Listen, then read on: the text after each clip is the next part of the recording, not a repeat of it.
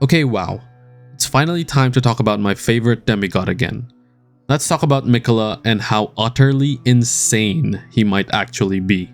Though as they say, the road to hell is paved by good intentions. First, let's talk a little bit about the backstory of Miquella, stuff we figured out 2 years ago. Miquella is one of the children of Queen Marika. He is the twin brother of Malenia and like her is an Empyrean, one capable of becoming a god. Also like Malenia, he is inflicted with a curse of eternal youth. And like Marika, he has an alternate self within him in the form of Saint Trina. Miquella is known to be a beautiful, elegant, intelligent, and kind demigod by those who adore and follow him. But he is seen as a monster for those who are against him. And we will soon learn why that is. Shadow of the Erdree reveals a lot about Miquella's involvement in the Lands Between, and he may have orchestrated some of the biggest conflicts and happenings in the story, probably only second to Marika herself. In the Lands Between, Miquella sought out to save and protect those unwanted and beleaguered by the Golden Order. Through his kindness, he received the affection of his peers and followers. He even created the Hailing Tree for the races that aren't under the purview of the Erdree, and as Saint Trina, saved those who were eternally tormented. Because of this, many followers flocked to Miquella for his guidance and warmth. He saw all the suffering in the Lands Between and found that the Golden Order is lacking in helping everyone else. So he was disillusioned by the fundamentalists and eventually created his own order in order to try and save everyone. But even he could not do that. At least, not yet. He needed more power in order to save everyone and decided that the only way he could was to become a god. And so he devised a plan generations in the making. And now we come to the Land of Shadows, a place where Marika had ascended and where Miquella could do the same. But in order to do so, he needed an Elden Lord, a consort. Though he had many followers, he was smitten by the strength and kindness of General Radahn. In his youth, he may have asked him to become his consort in the future. But we never got any confirmation whether he accepted or not. But to be honest, with what we know, it seems like he never accepted. Because we know that he might have been loyal to the Golden Order. After all, Radahn and Godfrey were his biggest idols. Both Godfrey and Radahn were still loyal to the Golden Order even at the end of the game. So probably he wouldn't have accepted Miquella's essential coup d'etat of the Erdree. Now, this is just speculation, but this might be the first time Miquella had ever been denied. His power of persuasion and his godly charm would and could get him whatever he wanted. His charm could even turn enemies into allies, and it even works on the Tarnished. Now I think having been refused ignited something within him, or should I say broke something within him, an obsession, one that would spell doom for him and his followers. I'll explain more later on. Because honestly, there is no real reason why he would choose Radahn. If you think about it, if he was simply going for Radahn's strength, then he could have simply gone with the Tarnished, who he knew defeated Starscourge Radahn, or even Malenia, who he himself sent to fight Radahn. He needed Radahn to be killed in order to free his soul, so if he was simply looking for strength, why wouldn't he simply go for those two options? No, so there was something about Radahn that Miquella clearly wanted. But we never get an answer to that because Radahn doesn't speak a word throughout the entire battle. Oh yeah, we finally know what Malenia said to Radahn during their fight, which is kinda cool. Another point why I think Miquella is obsessed with Radahn is to see how powerful his charm actually is. It was the basis of his great rune, and he could charm even demigods, save for Radahn. We can see this in how deeply he charmed Mohg and even his followers like Ansbach. And even his own personal followers were all charmed to the point that they would work with each other despite having doubts and prejudices against each other. As evidence that when his charm had broken, Ansbach would turn against him after learning the truth. But not only does his charm compel you to love him, It even conquers some aspects of your personality that you normally would have. For example, Needle Knight Leda was very doubtful of everyone around her and even her compatriots, but with the charm of Miquella, this superseded any of her doubts and was very loyal to her order and the people around her. As the charm basically brings out the best aspects of your personality in order to serve Miquella and love him, it essentially gives you hope that you can turn things around, like with Hornsent wanting revenge against the Erdree and seeing Miquella as this savior who would give him his deliverance.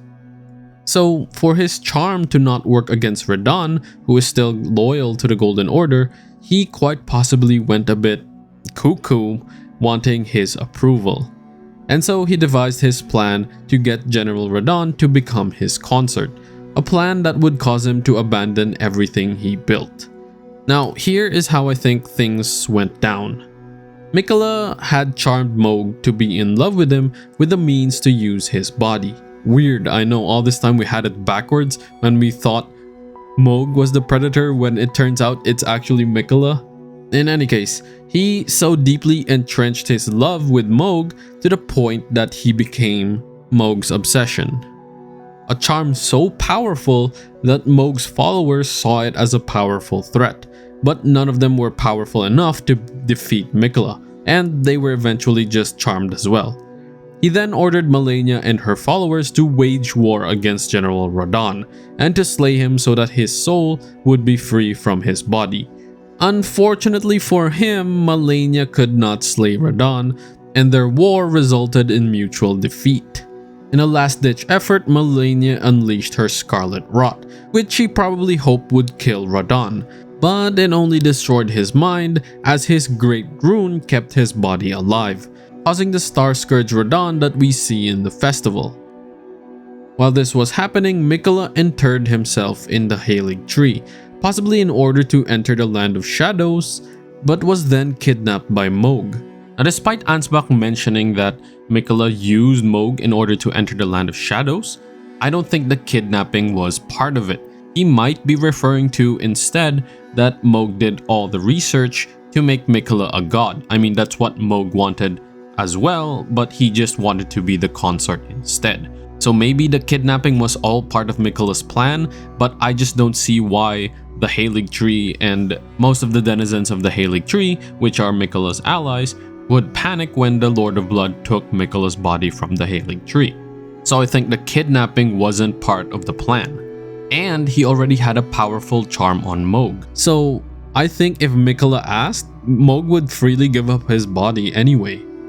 So there was probably no real reason that he needed to kill Mohg, but because of Mohg's obsession, he wanted Miquella all to himself and thus kidnapped him from the Halig Tree. This essentially put a damper on his plans until one of his followers could slay Mohg and someone else would defeat Radahn in the festival. Luckily for him, the Tarnished defeated Mohg and Radahn. And so Miquella had his followers take Mohg's body into the Land of Shadows. Having both parts of his plan ready, he entered the Realm of Shadows. There, he divested himself of everything. I don't really fully comprehend why he needed to do this, but it seems like he was also conflicted on becoming a god. He probably knew well enough that becoming a god would be a cage for him, as mentioned by Saint Trina.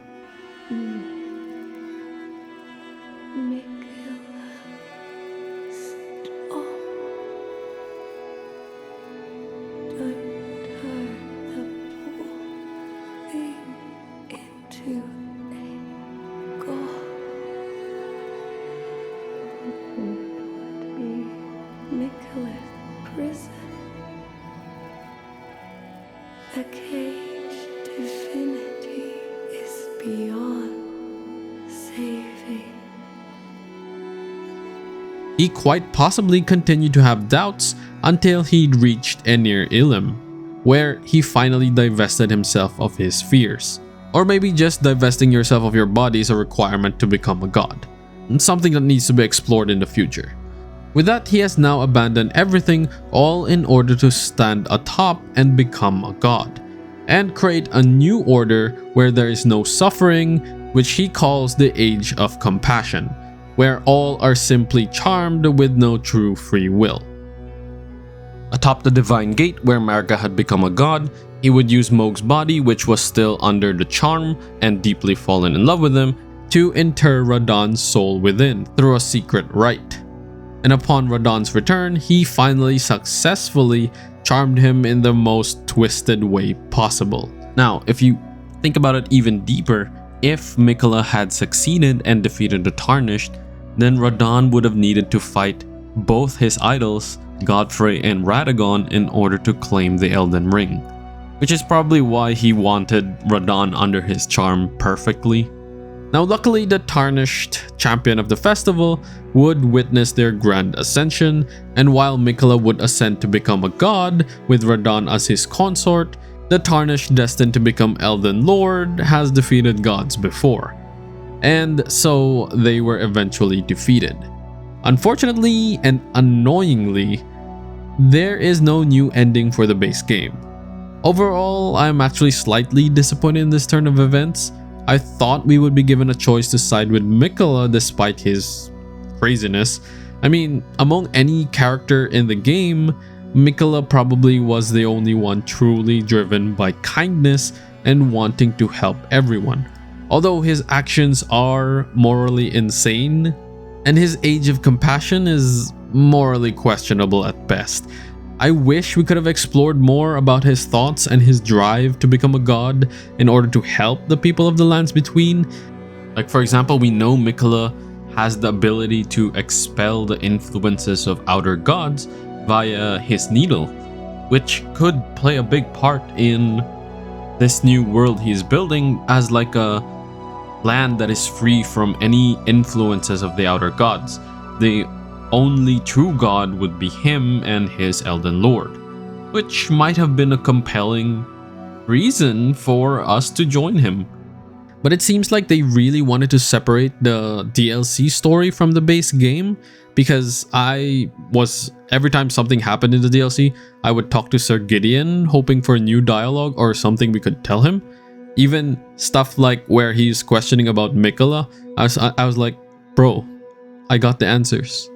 But there was no additional dialogue, which was very disappointing. Although the new stuff about Marika really puts into perspective how batshit insane this family actually is. But still, among all the demigods, it was only Miquella who came close to actually usurping Marika. Maybe Rykard, just a little bit. So let me know what your thoughts are on the whole DSC for Miquella. Are you a bit disappointed like I am, or are you pretty stoked on everything that happened, or were you just caught out of guard by the whole Radahn thing? Let me know what you think in the comments down below, and thank you for watching.